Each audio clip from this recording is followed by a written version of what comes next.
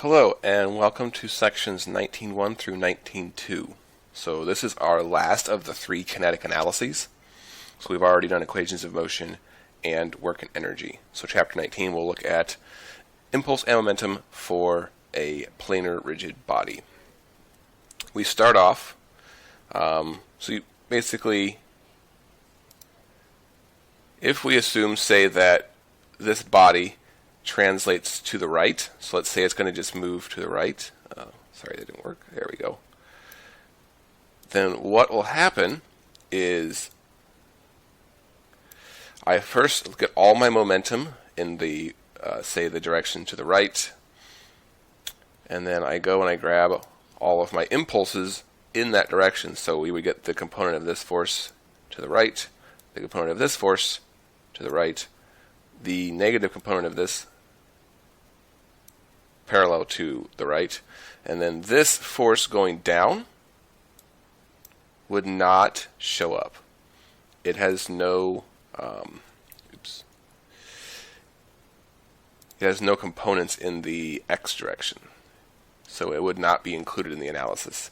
So we'd have all of our initial momentum to the right, we'd have all of our impulses to the right or close to the right, and we would end up with some new velocity, some new momentum to the right or the left. However, with planar bodies, we now add in rotation as well. So this one may have some initial rotation. We then look at, since rotation is all about the z-axis, we don't have to worry about is it in the direction, any rotation, so any moments created will also cause some rotation. And we will get some new angular momentum at the end. So let's go through our equations and see what that looks like. So these are the equations that show up in the handout. So we start off with linear. So these are going to look just like your particle equations. So you're going to have mass, velocity. So just like everything else, we're going to use the center of gravity velocity. And in the x at state 1. So I know there's a lot of subscripts on this, and I apologize, but there's not really any good way around it.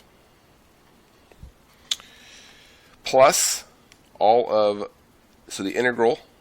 sum of all of the forces in the x direction. So we want each of those in the x direction. So just their x components, and we integrate that over time. Remember, impulse momentum is a time-based. So it's velocity in time. If you want velocity in position, then use energy. Equal to mass velocity of the center of gravity at the second state. Same thing down here. It'll look basically the same. Mass velocity center of gravity y1 plus the sum of the integral. So the impulses in the y direction. So we prefer to use x and y when possible here. Normal tangential really won't make any sense because you'd have your momentum in the tangential direction, which would be fine, but you would never have momentum in the normal direction, so you would actually get a second equation here. Mass, velocity g, y2. So again, those look just like you did with particles. The only difference is now we look at the center of gravity instead of the particle. For the rotation aspect, we can either do this about the center of gravity g or about some fixed point, O, or the instantaneous center. So basically, some point with zero velocity is what we look at for this. So this is the same idea. We're going to have momentum, impulse, momentum. Same pattern, just different terms. So we might get the summation of all of the angular momentums, so hg at 1, and we're going to calculate hg down here when we get to angular momentum. So plus sum of the integral of all of the moments about point g dt equal to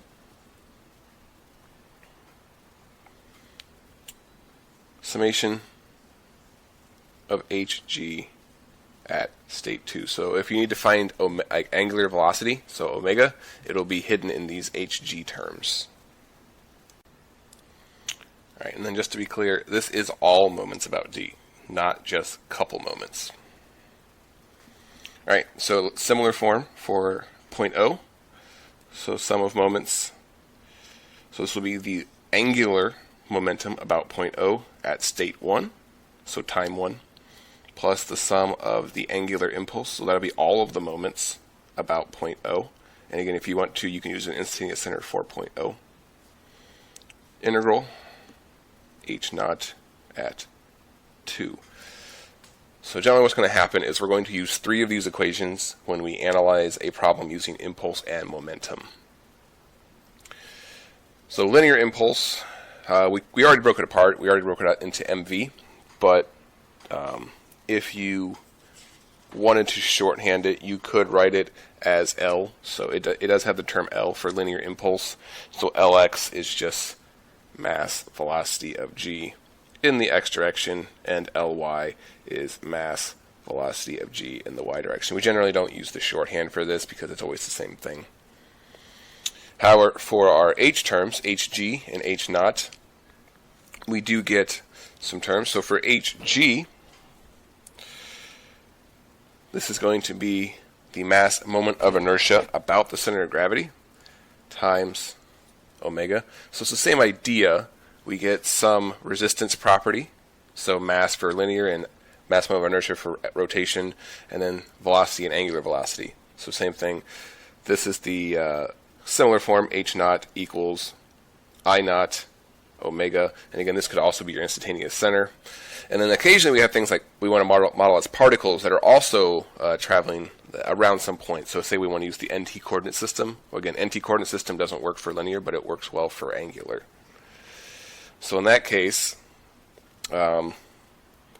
h about some point would be distance times mass velocity.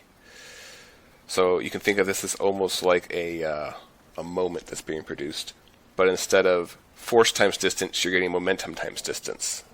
So dmv, and this distance, it must be perpendicular. So it's the same rule as moments. So this must be perpendicular to the velocity vector, whatever that is. All right, so hopefully that helps. In the next video, we'll actually use these to solve example 1. If you have any questions, feel free to contact me.